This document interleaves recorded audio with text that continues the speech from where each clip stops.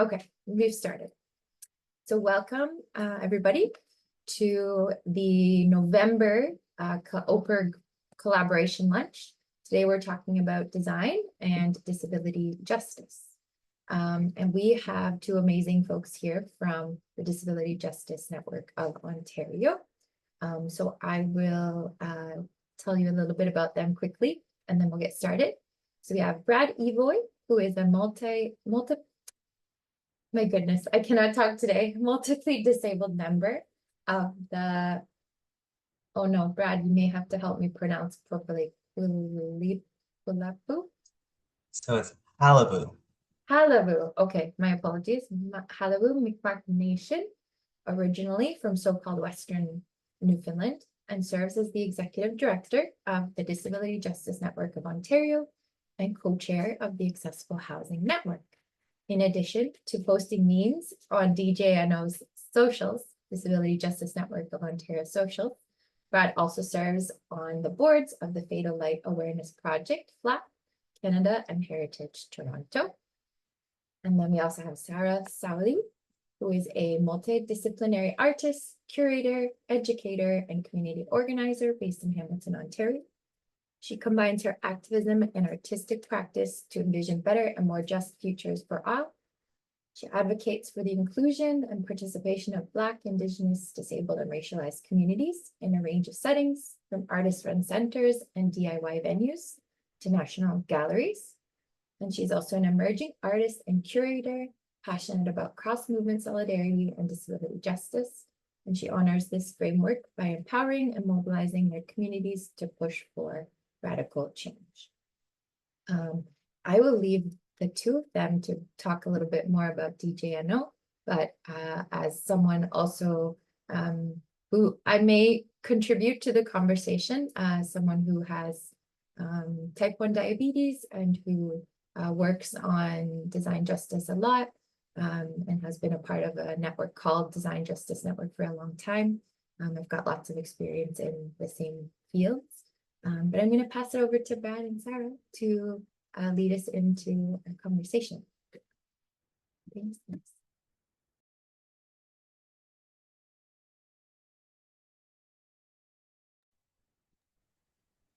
All right, folks. Hello, hello. It's so lovely to be here with all of you today. It's been a bit since I've done an OPIRG thing. You've heard our intros, but both Sahra and I, former OPIRG folks in different ways and fashions. For myself, I used to be the provincial coordinator back in the day, and formerly on the board at OPIRG Toronto and staff at Carleton and Guelph. Nice, yeah. And I was formerly on the board at McMaster here in Hamilton. Yeah, so it's so lovely to be here with everybody. It's always such a great group with folks around the network. So let's get things started. I'm going to share. There we go. There we go. All right. So can folks see that?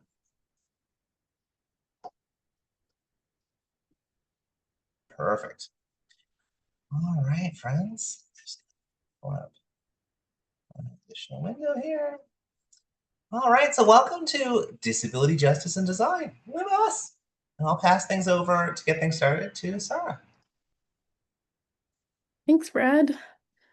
Yeah, so just to give a little bit of context for where the Disability Justice Network of Ontario is situated, we are provincially mandated, but our offices are on the traditional treaty lands and territories of the Mississaugas of the Credit First Nation, the Erie, the Neutral, the Wendat, and Haudenosaunee Confederacy, as well as to many diverse First Nations, Inuit, and Métis people. So this land has always been a site of relationship and reciprocity and knowledge, but it has also been ongoing colonial violence, displacement, and containment. And so before we talk and reflect about design, space, and institutionalization, for us at DJNO, it is absolutely important for us to recognize the very foundations of carceral architecture and institutional systems that are both rooted in settler colonial projects that often confine and erase Indigenous peoples, cultures, and sovereignties. And so in this reflection, I also want to hold space for disabled Indigenous people whose experiences and leadership have too often been silenced and or erased, both within colonial systems and within broader disability justice movements. Colonization, forced displacement, and residential schools are systems of neglect and institutionalized violence that continue to criminalize Indigenous people and ways of being.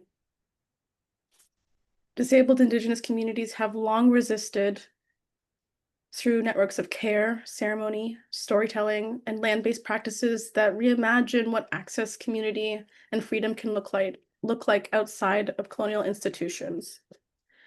And so as we discuss design for liberation and accessibility, we must also remember that the land itself teaches us so much about interdependence, care, and belonging.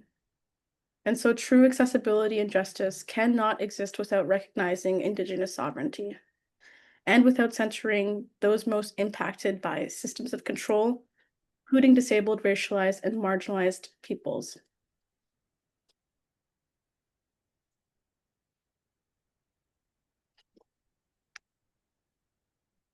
All Right, friends. Thank you so much, Sarah. And so as an overview of the kind of workshop and kind of thing that we're going to be getting into today, we're going to be talking a little bit about the histories of disability justice and the principles of disability justice in community, and then talking a little bit about how we utilize these principles in design, how we have to confront ableism within arts and culture spaces, urban planning, architecture, building design, and then some general design practices to consider. And that last part is going to be more of a practical dive into some of our own social posts, because frankly, not all of our stuff is perfect either. And there's lots of things we can learn and grow on and need to build on too. So this is a broad overview of where we're at.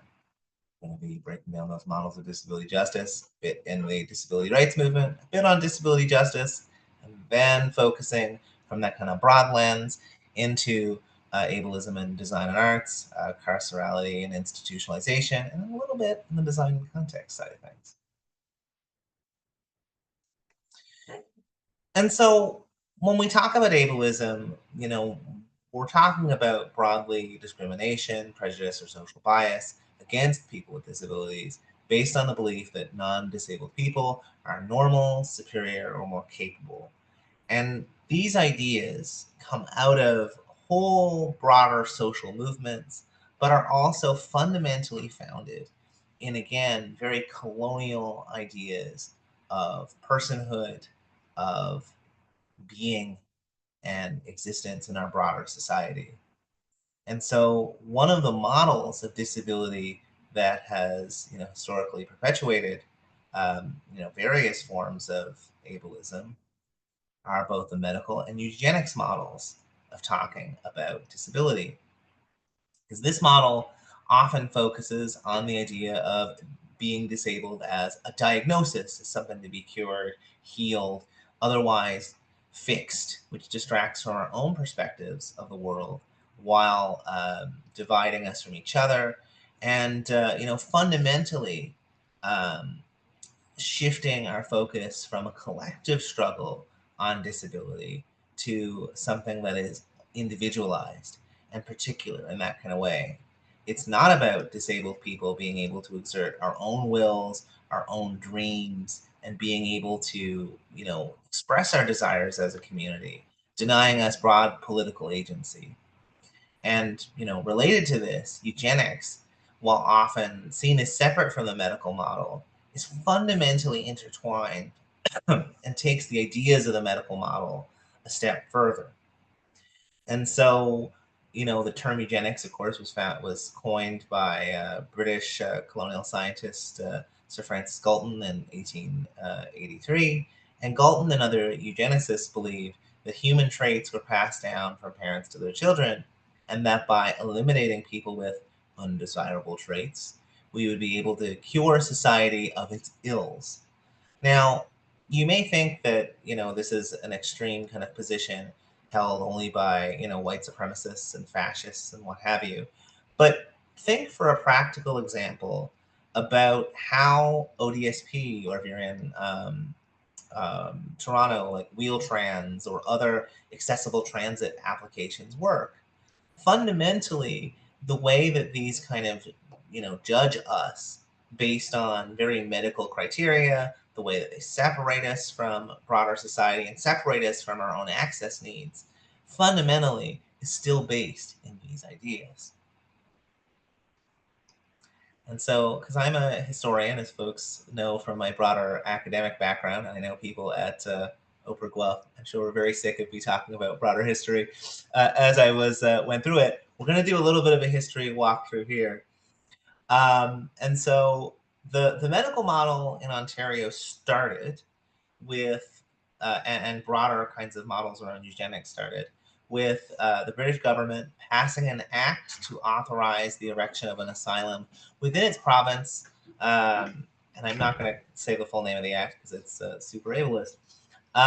The first piece of legislation that deals with people with mental health related disabilities. And before this, folks were either restricted to their homes or incarcerated. And so the provincial asylum was opened at 999 Queen Street West in Toronto on, the 26th of January, 1850. Now, that's interesting when we talk about it from a design perspective and from an arts perspective, as now the space is CAMH, and CAMH also works heavily around some areas of arts and design and does some good work, surely. But fundamentally, there is still a tie to this wider history of, a medical model and eugenics to these institutions that we need to be wary of. But within 7 years of opening the place that would become CAMH, there were already calls about issues in the institution, including sexual misconduct, inadequate security, physical harassment, and administrative mismanagement. As well, we have to remember that this site was also directly expropriated from the Mississaugas of the Credit and still remains under the control of CAMH. In 1861, the Orillia branch of the asylum was opened in an old hotel in Orillia, housing 150 people, which became, soon to be an adequate broad fire hazard and was closed in 1870. But since it was such a large employer in Orillia, folks decided to take another try. And so in 1876, the Huronia Regional Center was opened in Orillia. And at the time of its closure in 2009, it was the oldest institution for people with developmental disabilities. After it closed, it was subject to a class action lawsuit by past residents who experienced severe abuse and neglect at the hands of their caretakers. This included burying the dead in unmarked graves up until 1958. Currently, at Huronia, there are 1,440 unmarked graves on the site and 571 numbered graves at the site. Survivors have demanded that the site's many buildings be torn down, but instead, many have been refurbished, and one serves as the headquarters of the Ontario Provincial Police. So we have to remember that these fundamentally carceral, violent policing institutions exist very specifically and particularly on land that was, expropriated from Indigenous nations, that continues to bring violence on those communities, both through those institutions and through the OPP. And, the violence that was, enacted on survivors of that facility was deeply horrific. I'm not going to go into the full details of that here. But what I will say is that the Huronia Regional Center and the regional center system in Ontario, ties into a whole bunch of different pieces of, broadly warehousing folks with disabilities, forcing folks with disabilities to work in as an unpaid labor source within the facility and for broader, support in the local area. And as well, it is also one of the largest employers in Aurelia at the time. So, and similarly, the other regional centers were similarly framed. But this is a big part of where the Ontario response to, disability rights movements would arise from as part of movements for deinstitutionalization. And so when we talk about the next kind of movement and model here, we have to talk about the broad disability rights movement and the social model of disability. And so with the disability rights model, obviously it sought to secure our community's rights under the law and was heavily inspired by actions taken in the United States and the United Kingdom, where that's the most kind of basic understanding of organizing approaches around disability. And when we think about the broad social model, we have to think about things like shifting away from the idea of medical diagnoses and the individualism found in the medical model, or even models that are focused on charity, and towards considering that the barriers that we face in societies are not due to ourselves or our own body minds, but are instead through the inactions and actions of our society. That it's fundamentally because, as with many things in the society, it's not broken, it was built this way. And so, as mentioned earlier, this is also tied deeply into movements for deinstitutionalization. And so when we think about that, we can think about organizations like, now national level, like Inclusion Canada, and many others, as well as, the broad kind of grassroots work to challenge spaces like Huronia and to challenge, other places like sheltered workshops that exist to, again, still force disabled folks into situations where they're working for pennies on the dollar to do things like, make Remembrance Day pins, which we'll be seeing around. Those, throughout the broader history in Ontario have largely been due to the underpaid labor of disabled folks. But on the other side of it, we also have to look at legislation that was fought for, over the decades, starting with the first piece of legislation in Ontario focused on disabled folks, the Ontario Blind Persons Rights Act, which came into effect in 1976, which protected blind people's rights to have a guide dog without being barred from public spaces or housing. And that continued through mobilization, through disabled community organizations and organizing around our inclusion in the charter and human rights legislation. And, in particular, folks were inspired by successes in the United States around the Americans with Disabilities Act, the ADA, in 1990. Now, while the ADA kind of came to the fore, folks initially proposed the Ontarians with Disabilities Act, which was a private member's bill in 1994, in the final year of Bob Rae's NDP government. It wouldn't be until 2001 when it was passed, and it was criticized for its weak enforcement and overall provisions, something that can't be too surprising, as we're still trying to dig ourselves out of the hole created by the following government of Mike Harris and Ernie Eves, following the massive cuts that Mike Harris made to so many parts of our social system in Ontario, whether it's cuts to the development of cooperative housing and broadly public housing, whether it's cuts to social assistance that we've still never recovered from in the broader system, So, I say every time I do a presentation with DJNO, I talk about my Karis. It is literally an every time thing. He always comes up, and sometimes more than once, as we'll see probably later. But when we talk about, some of these spaces, too, we also have to think about the current legislation, the Accessibility for Ontarians with Disabilities Act, which was passed under the subsequent government of Dalton McGuinty. And both of these pieces of legislation ultimately embody much of what we'd expect from the social model and the disability rights movement, a focus on a barrier-free society, recognition under the law, and that such barriers are created by society, and so on. Now, the big promise of the AODA was that in 20 years, we would have a barrier-free Ontario, and that was passed in 2005. Now, that's 20 years ago, friends. And I'm going to read you a quote from David Onley's third review of the AODA from 2019, because ultimately, the AODA didn't fix the problems of previous legislation.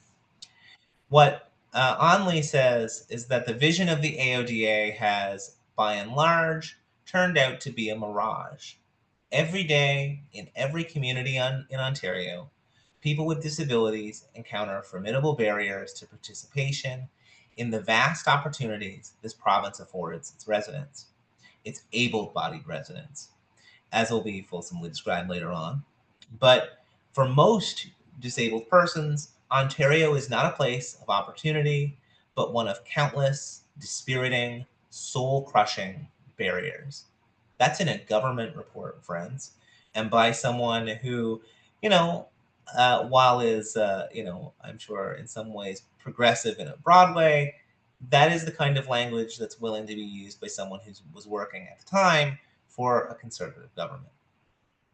But through successive governments and through their embrace of austerity politics, they've allowed for our communities to be failed again and again, and allowed private business and many organizations to simply ignore the AODA over the last decades. Further enforcement of the AODA was only supposed to begin this January and currently has about 23 staff assigned to assess and follow up on AODA issues across the province. AODA has also failed to establish countless standards that have been proposed, like in K-12 and post-secondary education, in keeping with work done in these areas that have been held in long stasis, while other areas like housing aren't even considered. And so the disability rights movement and many who embrace the social model then have not been met with lasting success on the terms they sought to win victories for our communities on. That is just the simple reality here.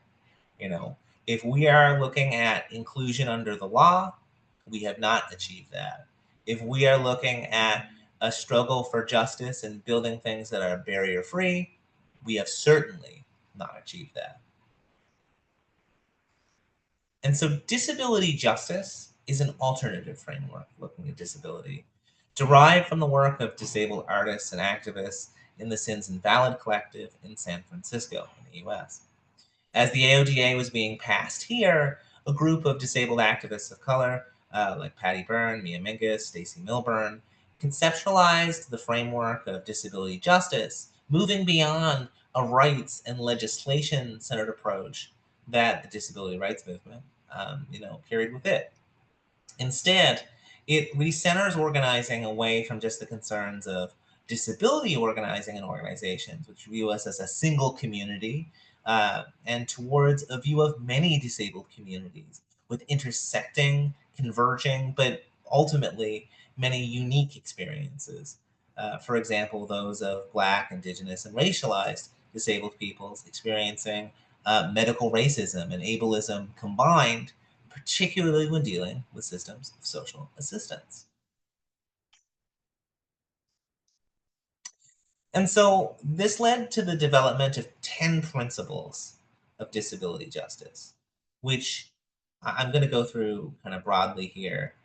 And so, we talk about intersectionality pretty broadly, and I know the network is we talk about that fairly frequently.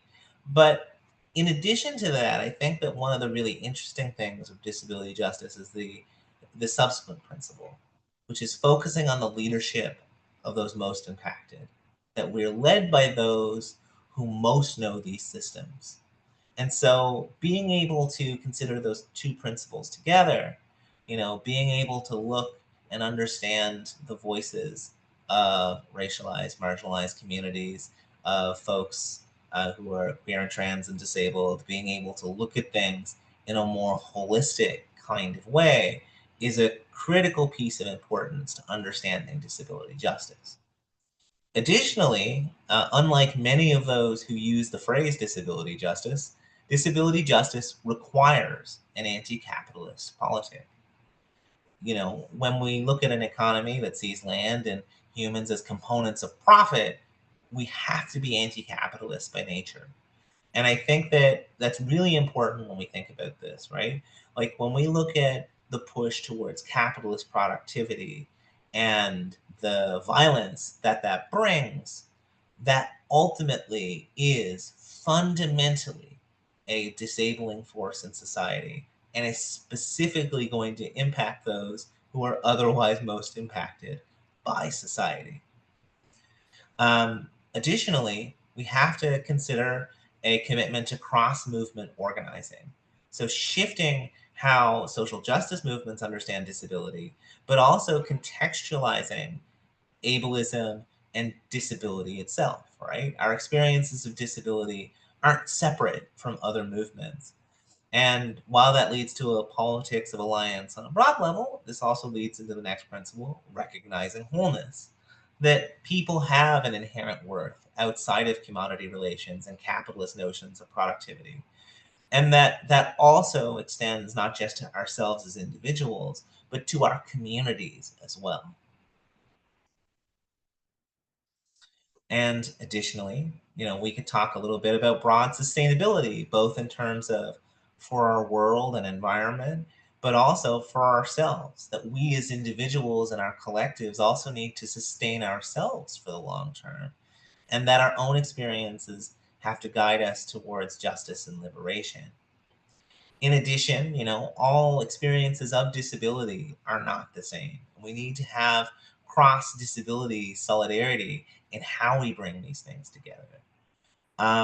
And think a little bit about how all of these pieces are together interdependent, that our lives are not simply, atomized, individualized, but rather that just like, we are in community together, we are also in community with the land we live on, with the spaces that we inhabit, and that we have to think about liberation as extending across these sorts of things, but also that we challenge ideas of state control.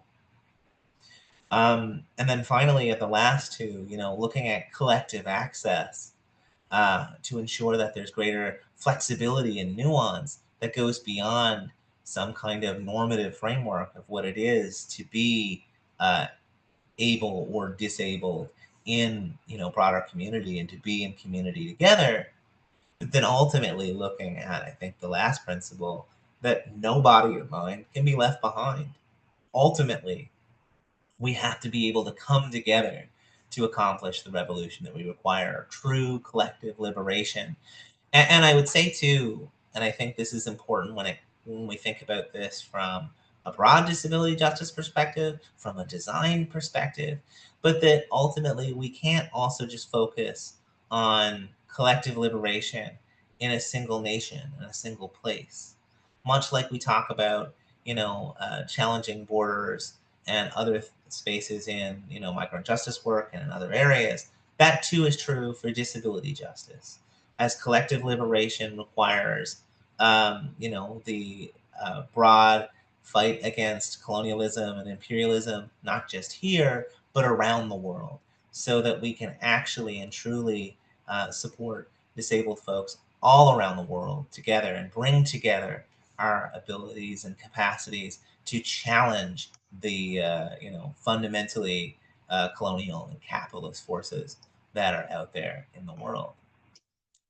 But before we jump into the next section on ableism and arts and design, I guess I just wanted to pause for a moment and see if anyone had any thoughts or feedback, or where folks might have any questions, anything of this sort, or their own thoughts and feelings on it.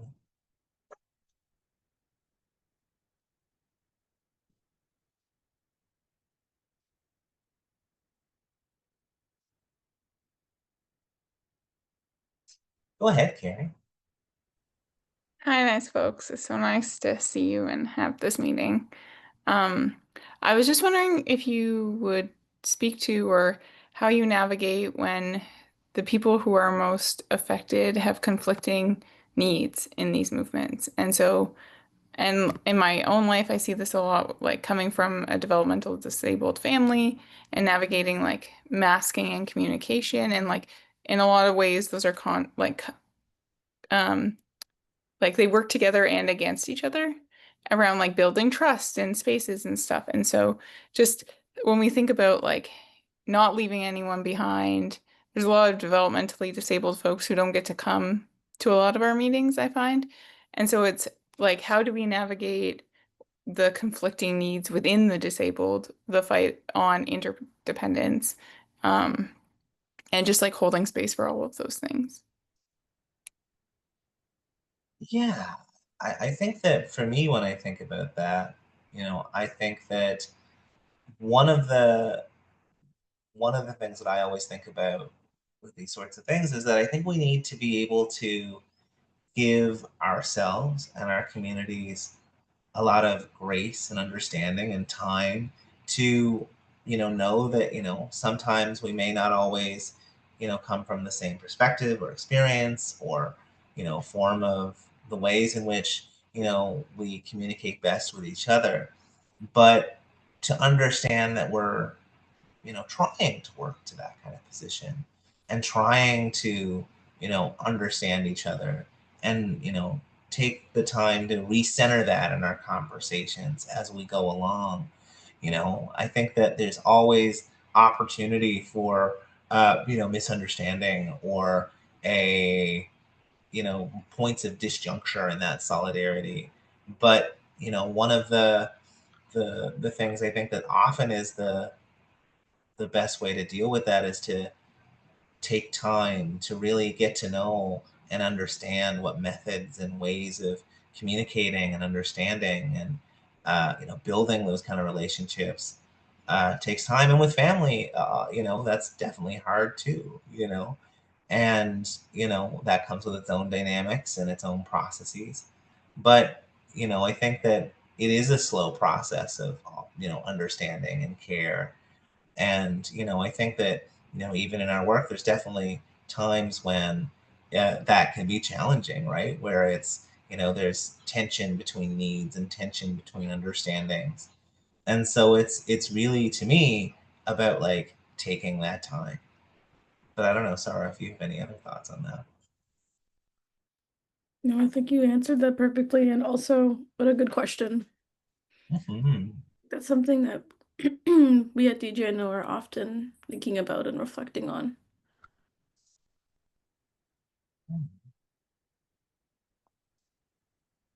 Yeah.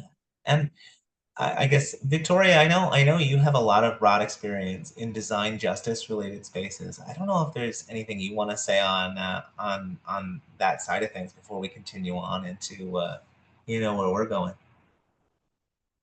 Yeah, I mean, I think I really appreciate also all the background and history of different things y'all have shared. And then in the type of work I've done, like exactly what you all said, and all I add is one way that I've dealt with it when there has been conflicting things is just like reminding people or giving people kind of grace around them, and or myself. And when I've made a mistake, I acknowledge the mistake in the moment. I'm like, I can't pronounce this word. Can someone help me? Or oh, I forgot to do this thing and I'm sorry, and that's affected, and like I'm going to continue to work on that and improve on that moving forward. I've facilitated a lot, so I've learned a lot in that process. And I think when you acknowledge your mistakes in the things, that can really help, and then talk about how you're going to improve that moving forward. I think that shows that bit of grace, and it shows that bit of like, I'm still learning and I'm going to always continue to improve. Absolutely, absolutely. All right, friends. Well, I'll pass it over to you, Sahra.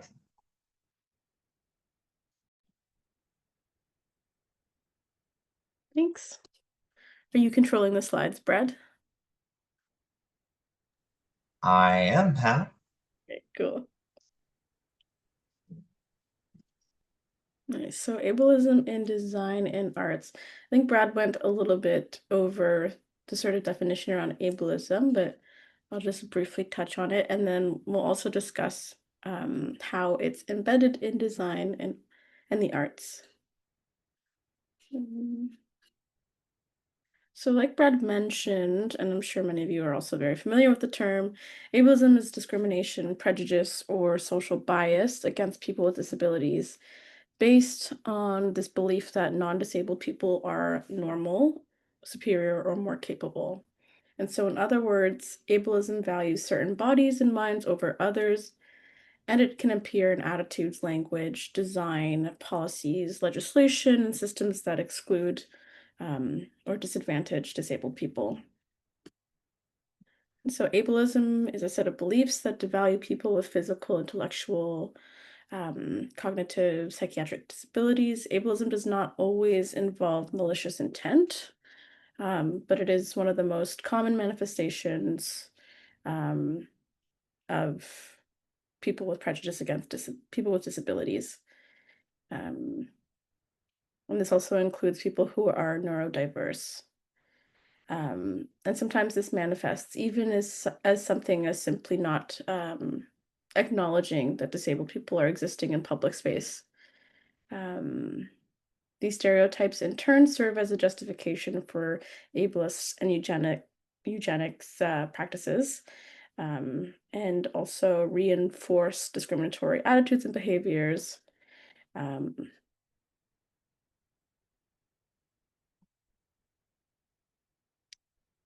And how is it embedded in design and the arts? Ableism in design and architecture looks like the practice of designing spaces and products that prioritize the needs and experiences of non-disabled people, thereby creating physical, sensory, or cognitive barriers for disabled individuals. For example, things like buildings that have stairs but no ramps or elevators, including things like city housing and how that's often designed to exclude people who typically need things like city housing. Door handles that require gripping or twisting, excluding people with limited dexterity. Things like poor color contrast or the lack of tactile markers for people with low vision. Touchscreen only kiosks with no audio or tactile alternatives. We see this often in stores at self-checkout counters, including restrooms or pathways that don't accommodate mobility devices. And so why does this happen? Designers can often work from an average user mindset, assuming that bodies and abilities that fit a narrow norm. Accessibility is treated mostly as an afterthought with design rather than a foundation of design. And then also the lack of representation of disabled voices in the design process itself.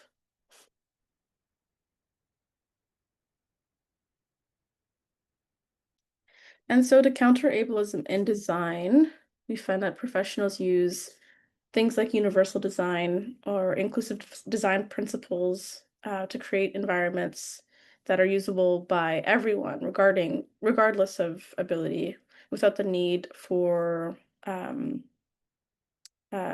accommodations or adapting certain design or reforming certain design principles. And if you could go to the next slide. And so ableism in the arts, when we say that ableism is systemic, we are mostly moving away from blaming or putting the onus on an individual, rather a system that was intentionally built and designed to exclude disabled people. And so ableism in the arts has often been normalized for so long as it is continuing to be normalized. For example, when we make assumptions about who is in the room or who our audiences are, or even who our artists are. This is something that's starting to change. You know, we've seen great work coming out of Tangled space. If those people, if you guys are familiar, we can leave some links in the chat. But Tangled is great. They've done a lot of great work organizing, not only for the representation of disabled artists, but also the inclusion, and as well as changing a lot of the design practices, but also curatorial practices, and changing some of those guidelines to include access for all. And so, yeah, thinking about things like who is attending openings, who's coming to Zoom workshops, who is attending festivals and programming, who are these people and what are their abilities? We don't ask this question because assumptions are mostly already made about the kinds of people who tend to participate in art in the arts and cultural events, and this is problematic. Again, it's starting to change, but it is also the same reason arts organizations struggle when they are met with the need for accommodations, such as ASL interpretation, the day of programming. There's also an issue of disabled people in the arts being misrepresented or represented through a specific gaze. And so why we are talking about ableism in arts as well as design is because art is often used as a vehicle or tool for resistance. Disability justice and art together create a powerful side of resistance against things like carceral and institutional logic. Art making becomes a way to reclaim narrative, body, and space, and it's also to reimagine what things like access, care, and community could look like beyond institutional control. Disabled artists and collectives such as Sins Invalid, Alice Shepard's Kinetic Light, and the Disability Visibility Project use both performance, storytelling, and visual culture to expose the violence of exclusion while envisioning new worlds grounded in interdependence, pleasure, and collective care. Creative practice in this context is both aesthetic and infrastructural. It's a blueprint for inclusive design and a challenge to the ableist norms embedded in our cities. Inclusive design and city planning informed by disability justice reject the notion of a single universal user and instead center multiplicity, interdependence, and unpredictability. This means that designing public spaces, transportation systems, and housing that nurture community autonomy rather than institutional control, support rest, mobility, and encounter, rather than surveillance and displacement. Art and spatial design thus coverage as forms of activism, ways of making access visible, and reshaping the social imagination towards a future where disabled life is not only accommodated but celebrated. And so it is through this lens that art and design become essentially abolitionist practices, using creative tools for dismantling exclusionary architectures and building cities rooted in beauty, care, and collective freedom. If you could go to the next slide, please. Yeah, so ableism in design and architecture refer to the ways in which building spaces, products, or systems are created based on the assumption that all users are non-disabled, leading to environments that exclude, disadvantage, or devalue people with disabilities. Next slide.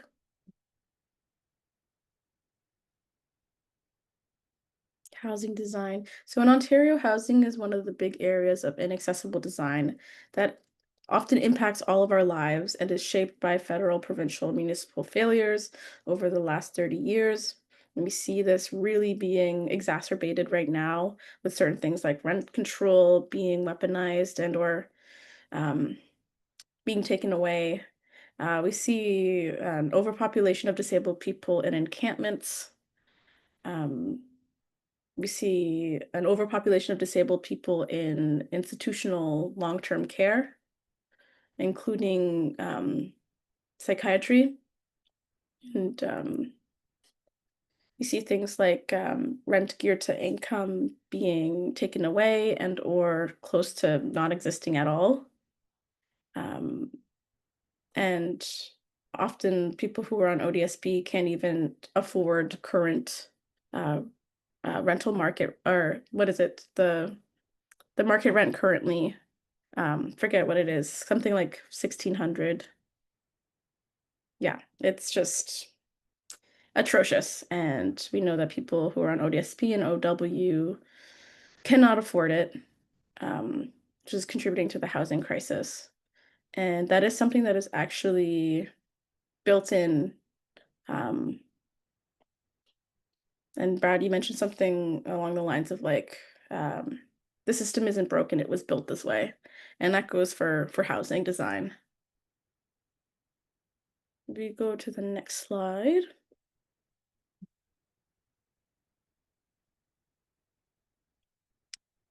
I think I spoke a little bit about this, but yeah, arts and cultural spaces. So in order to challenge ableism in design and arts, we need to first understand that ableism is systemic. We talked a little bit about why the assumptions and stereotypes associated with ableism is problematic, and also the lack of representation of disabled people in the arts and also in design. Integrating disability justice frameworks into the arts. So in order to do this, we need to understand that this work is political and that moving beyond accessibility and really challenging systems of ableism is going to be essential.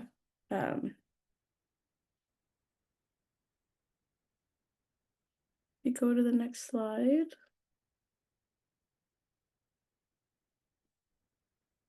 Carcerality and institutionalization. So in order to understand how carcerality and institutionalization are both embedded in design, we must first understand how race and disability intersect, and also how police violence is often linked to medical violence and vice versa. So carcerality and institutionalization are deeply embedded in the logic of design.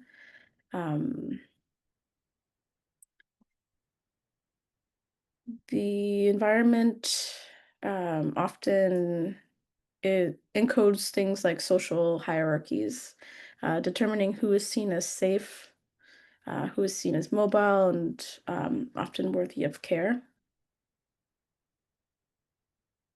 And to understand this, we must also examine how Black, Indigenous, and racialized disabled people are disproportionately targeted by systems that conflate disability with danger and racial difference with deviance. Design through policing infrastructure and medical architecture and surveillance technologies all reinforce this sort of like intertwined multiple oppressions. Police violence, medical violence often come from the same sort of carceral system. Both claim to manage crisis, maintain order, and protect the public, yet both routinely enact control, coercion, and often death upon disabled and racialized bodies. So things like wellness checks, for example, frequently become fatal encounters when police presence replaces care and medical intervention becomes sort of like extension of state violence. And so medical institutions often operate as sites of policing where disabled people are restrained, institutionalized, or denied autonomy under the guise of treatment. And so this dynamic is reflected in what people call the architecture of exclusion, the intentional design of a space to segregate, surveil, and marginalize disabled people. And so institutionalization then extends beyond walls, including beyond gallery walls, um, when we're talking about carcerality and situation and how that interacts with like art and cultural spaces. It is spatial logic that organizes who belongs in public and who is rendered out of place, and the design of public space. Its accessibility standards, surveillance mechanisms, and crisis response infrastructures reflect and reproduce the merging of medical and carceral power. And so understanding this entanglement is essential for reimagining design, not as a tool of control, but as a practice of collective safety and liberation.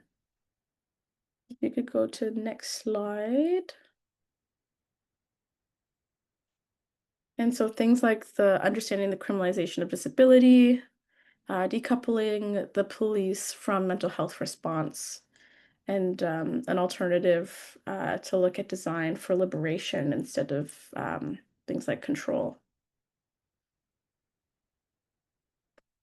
And so the criminalization of disability reveals how deeply ableism and carcerality are intertwined. Disabled people, especially those who are racialized, poor, unhoused, or neurodivergent, are frequently framed as threats to public safety rather than members of the public in need of support, or are allowed to just exist in public space. Disabled people are often interpreted through a criminal lens, leading to policing, restraint, or incarceration instead of care. And so this system is sustained often through things like design, through built environments that prioritize control over compassion, and through emergency response infrastructures that protect property over people. And so the need to decouple police from mental health response is a crucial step towards dismantling this violent continuum and looking at community-based crisis models, such as peer-run response teams and non-police care networks, demonstrate how we can look at safety from trust and interdependence rather than through surveillance and control. Design preparation asks us to imagine and build environments that make such alternatives possible and spaces that support rest, collective care, and autonomy, that center disabled experience and expertise, and that resist the architectural logics of exclusion and punishment. And so it is through this type of lens and framework that design becomes not a means of managing bodies, but of cultivating freedom, an act of abolitionist creativity rooted in things like access, dignity, and solidarity.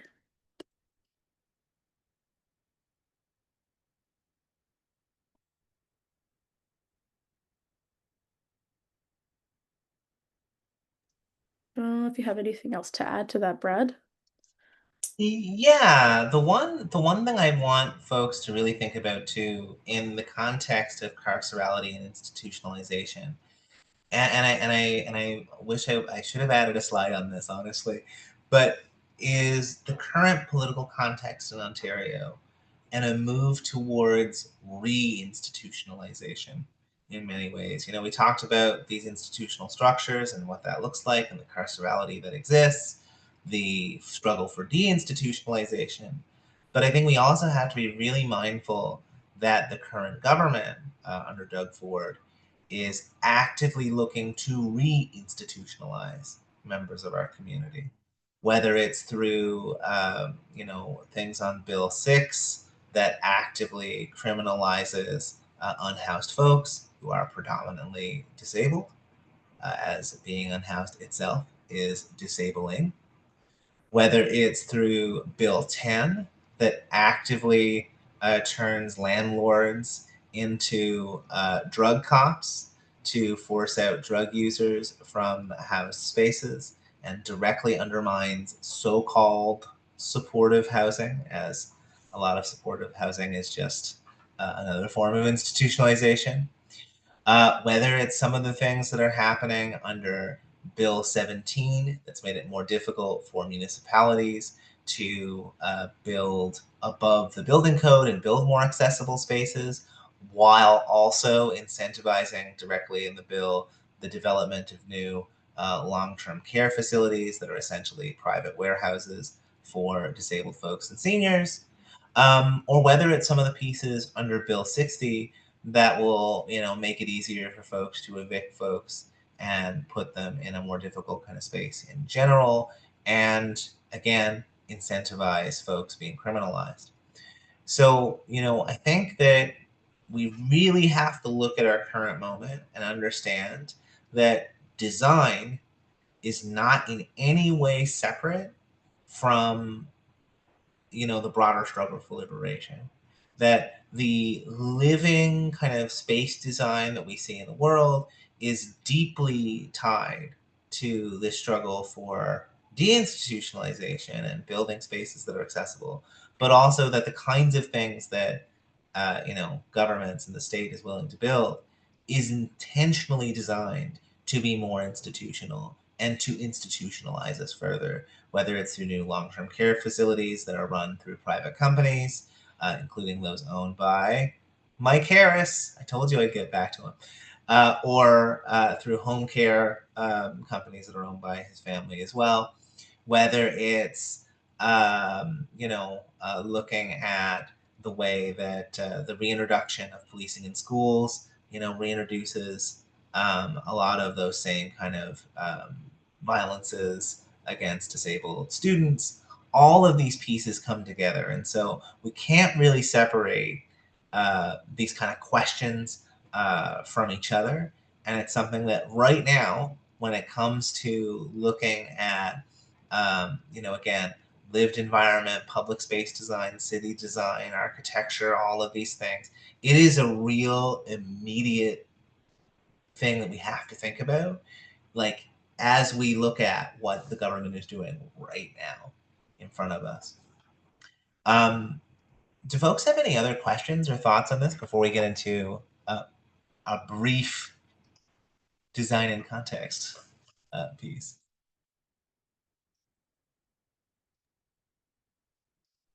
Yeah, Victoria. I was super curious to ask you all about the work that you are doing on these hundreds of bills these days that are being thrown at us. I mean, there's one after another, it feels at this moment. OPIRG Provincial just recently endorsed the Bill 33 or against Bill 33 campaign for education, but the ones you mentioned, and I feel like there's 20 of them at the same time. I'm curious if you could speak to some of that and or ways that folks here might be able to get involved in what you all are doing as well. Yeah, absolutely. Absolutely. So there has been a lot of bills, and I would even say there's some additional ones to think about. There's Bill 5, of course, which, supercharges extraction on territories in these provinces. And frankly, is super tied into all of these questions as well by violating the rights of Indigenous nations on these lands. When we look at Bill 17, which is very focused on the building code and some of those pieces, also focused on attacking green standards and all these pieces. Again, the government has been passing big omnibus bills and really trying to push forward a bunch of different things. But one of the good things about their approach to me is it highlights one of the things we talk about a lot, which is that our struggles are interdependent, that we do need to think about cross-movement organizing, because ultimately, the state isn't looking at it as a separate sort of thing, right? They're not separating out to say, oh, well, today we want to attack the environment, or today we want to attack disabled folks, or today we want to attack, racialized folks, or, seniors or whomever. It's everybody all the time, everywhere, all at once. And so much of the legislation, I think, highlights the need for that interconnectivity and intermovement solidarity, as we go along. in terms of stuff that's active right now, you know, I would say there's a bunch of Bill 60 related stuff that's been cooking. You know, our End Austerity Coalition, which somehow we got the domain name endausterity.ca. I'm so glad that we have it. But that being said, like we launched an emailer and broad pressure campaign on the government along with partners there, which includes like the ODSP Action Coalition, Ecohesian, and a few other cool organizations, mostly of disabled folks. Toronto Disability Pride March as another. And so that's been great to get going with them. We've also been part of the Encampment Justice Coalition, being led by Diana Chan McNally and some folks in Toronto, which are some really great folks that do awesome work on Bill 6 related pieces, as well as supporting broad work around these issues across the province. And I would say definitely connect in with them if you can. I'd also say, like, you mentioned the Bill 33 stuff. So there is the Hands Off Education campaign, which is doing a lot of work there from CFS Ontario. There's also Policing Free Schools, which we're a partner of. And, you know, it's their work has been amazing in terms of, you know, pushing across the province on that. They just finished up a cross-province tour around some of those issues. And I would also say too, like, you know, mobilizing against Doug Ford in this like environment of them having a majority in the legislature and all those sorts of things. You know, I know OPIRG's deal is not to lobby and wander around in the halls of Queen's Park, because frankly, we're not welcome there anyway. But what I will say is I think one of the most important things you can do right now is also organize in community to build up local collectives that have understandings of these local legislation pieces, but also to pressure you know, your municipalities, to pressure folks in your area to do more of this sort of work and to, you know, build up the voices and capacities that we have to challenge folks, you know, on a provincial scale. Because like ultimately, you know, there's you know, pockets of organizing on all of these different issues, and I think that being able to bring it together in, you know, local kind of collectives is always the best way to build a good base for this kind of stuff.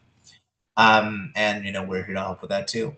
And I would say too, like you know, some folks, you know, different cities have been really great about building up, you know, a lot of broader resistance around encampment defense and some of those networks. And I would say that some of those networks are some of the best networks we have to push back against some of the broader, you know, impacts of this legislation. And there's more coming, right? Like Bill 25 is going to be it's emergency management is the focus of the bill, but it also allows for political directives for anyone that receives Ministry of Children, Community, and Social Services funding. So that will apply to anyone that does like work around ODSP and OW, to any, you know, nonprofits that receive like funding for a whole host of different things. So like I think we really need to get ready for a different kind of environment in Ontario, where like nonprofits in particular will never be the revolution, and can't be and shouldn't be you. But also like I think we can expect like a lot more of like these kind of agencies and other things that may have been helpful in community in the past to be forced to pull back by the provincial government or put under a lot more scrutiny. And so it's up to organizations like ours that are not in that kind of bind to keep pushing where we can. But Carrie. Yeah, my question slash comment kind of expands on what the later part of what you said. So coming from Niagara, our municipal government has thrown us away, and like both regionally and like St. Catharines passed its own legislation before Ontario, right, to criminalize unhoused folks.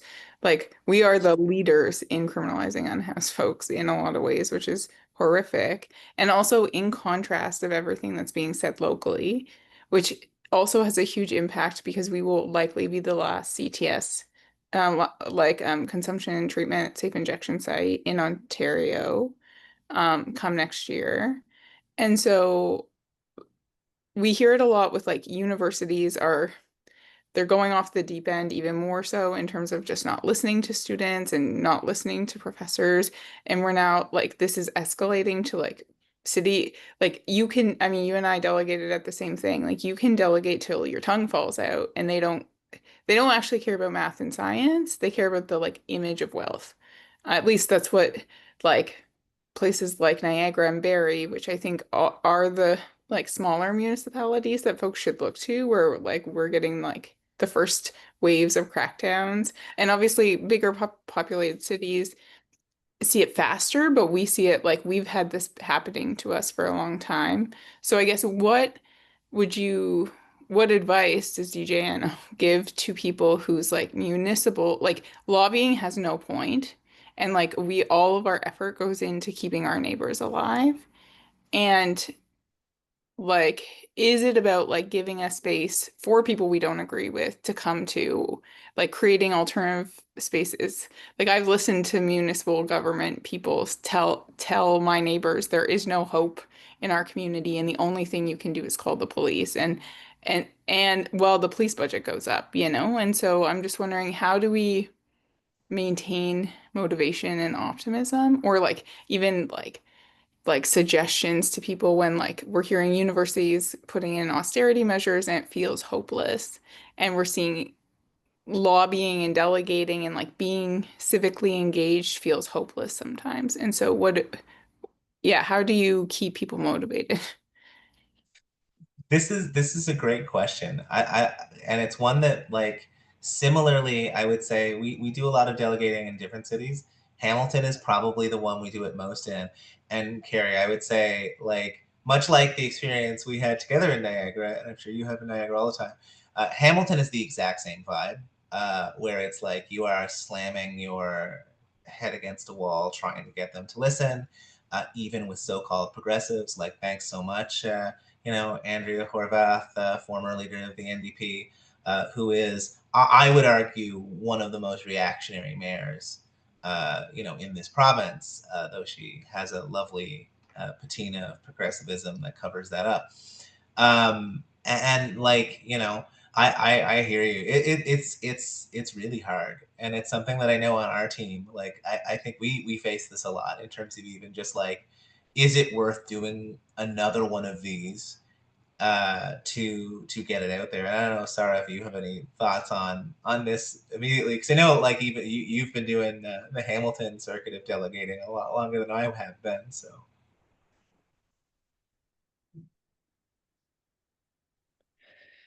Yes, I mean, I think that's a very good question.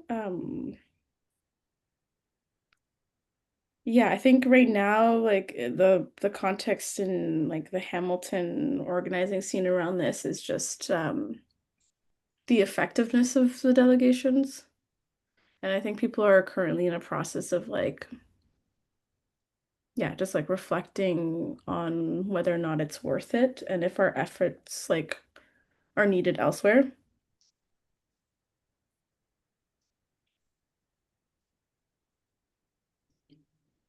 But that being said, I think that there's a good crew of people who, despite often feeling like they're being ignored, continue to show up to city council, um, and to continue to give them a piece of our mind on stuff like this, because we just don't want it to get swept under the rug. And even if they're not listening, I think our presence when we're in there is disruptive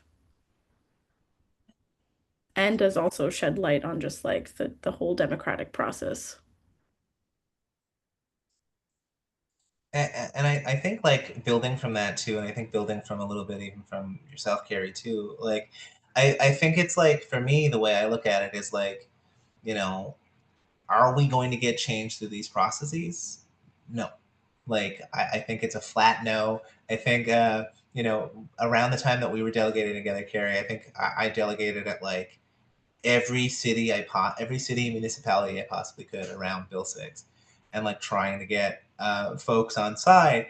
And like, we got a few, did it change the narrative of what the province was going to do, or like what cities that were super hyped about criminalizing the shit out of people was going to do? No. And like, I think we kind of have to look at it, I think, like, Sahra was saying, in terms of like how, like, shifting to, and like you were saying, like shifting to how we can support people and keep people going, and build those structures in community to keep people alive in this moment. But then also, I think it's important to maintain that revolutionary optimism in spite of the crushing blows that we face every day from this government and from the municipal governments that are very willing to, support what they're doing. Like, the way I think about it is this: it's like, the more we can build up on the ground, even just in mutual aid and support kind of networks, the more likely we will have when the opportunity comes around for us to push back in a louder way, in a stronger way, in a more forceful way, and a more coordinated way across the province, the more likely that kind of success can pan out when we get there. But this doesn't feel, and I'm sure everyone's feeling this right now, this doesn't feel like that moment where we're like, where we're about to, have something flip around, right? And, I think the thing we have to be really wary of in that is, there's always calls to redirect that energy back into elections, or redirect energy back into, like, the formal kind of system of politics. And I think that, like, while there's a place for some of that for somebody, people know me, it's not me. And I think that, like, it's one of those things where, like, building up that kind of counter power and counter pressure is a long-term, really difficult, really painful process. But I think that it's like, that's kind of where I see us being at, that there's just so much of a need to build up that baseline of our own understandings, our own collectivities, our own collectives in community, to weather the storm, but also to, like, look to tomorrow. Because I think even in spite of how hard it is and how bad a lot of things are in Ontario right now, what it comes down to me is, like, can we still find places to dream together and build together? And can we be, even if it's not a project that is about, um, building towards something that's, like, about, broader political, legislative, other kinds of change, can we still embed our ideology into those kind of things and keep pushing as we go along?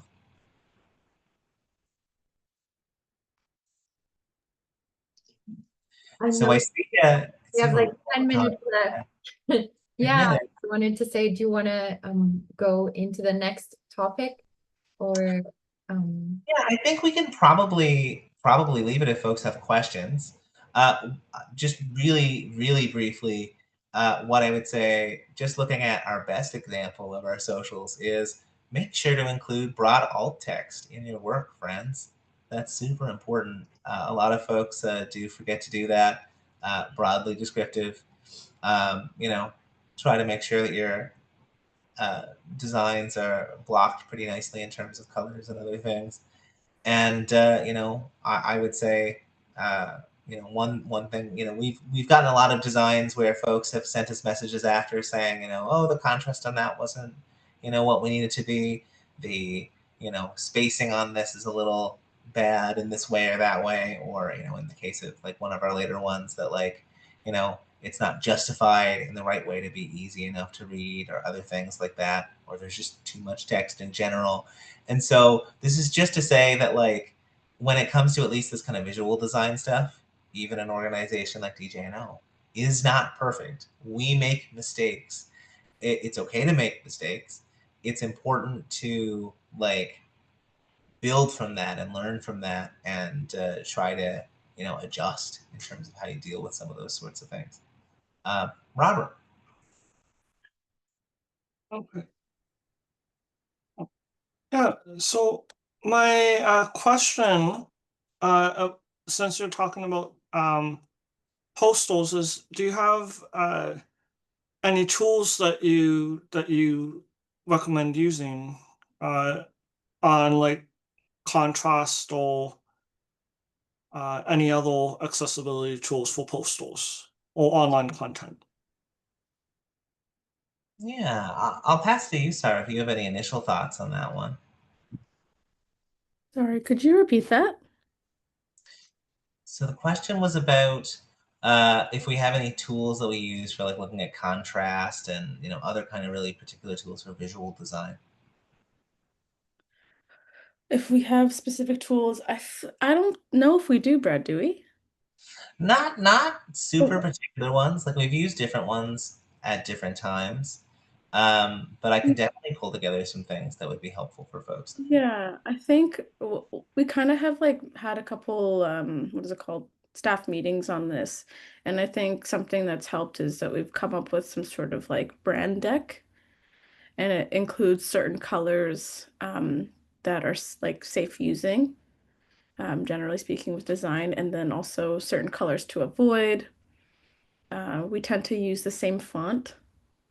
And things like considering where you're putting logos, and how much text to include on certain graphics.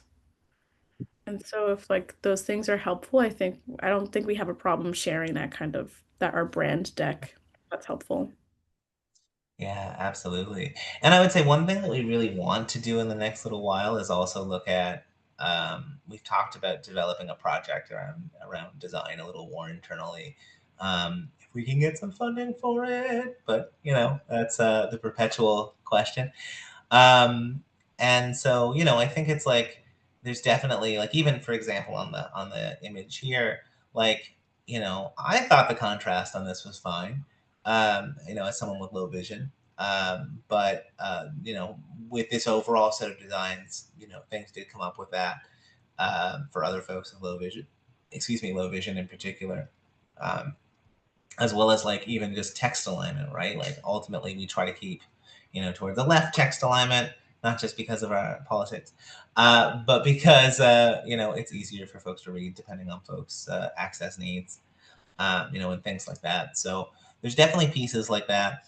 And, for us, like, we try to use mostly free tools to even design some of these things. So like we use Canva for a lot of our broader designs, nothing too out of the ordinary for a lot of this stuff. So you can build pretty, overall accessible designs through these kind of spaces, depending on what you're doing. And ultimately, I think even rather than a specific tool, like having folks review things with you that have different access needs, ultimately is the best way to catch these things. Brad, I'm sharing in the chat like a training I did last year for OPIRG about accessible graphic design. And then I'm sharing a Google Drive folder, which has both slides and then a accessibility guideline for social media posting, which I'll also email to you. You'll be free to use it. And I'll just note that it's important to always update it. So it hasn't been updated since last year and things change every year. So use it as a resource, everybody, and know that, things definitely change. So I'm sharing that, and if there's funding or the need for support, I would be happy to give you all the things I have. Amazing, pal. Thank you so much. Cool. Any other questions, friends? Or just conversation before we have to go?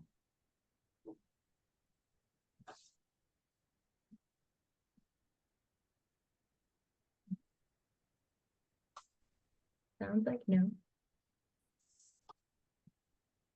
Okay, so I'll just thank you both so much. Sorry, I'm Brad. Thank you for being here, for sharing everything. For everybody who registered for today, you'll get an email with the video of the recording after the session. I don't know if you all want to share the slides with me, because I can Yeah. put in that email too. Absolutely, pal. And then, yeah, we'll send it out, and then there'll be included contact information, so you can get in touch. And yeah, thank you everyone for joining us today, and thanks Brad and Sarah for presenting. Yeah, thank you so much. Thank you so much. And, looking forward to seeing you all out there, friends. And if there's any time that it would be helpful for us to help out with anything else, we're happy to pop by your PIRG anytime. We do float around. So see y'all soon. Thank you. Yeah, Come thank to you. Bye. Thanks. Come to visit us. Bye.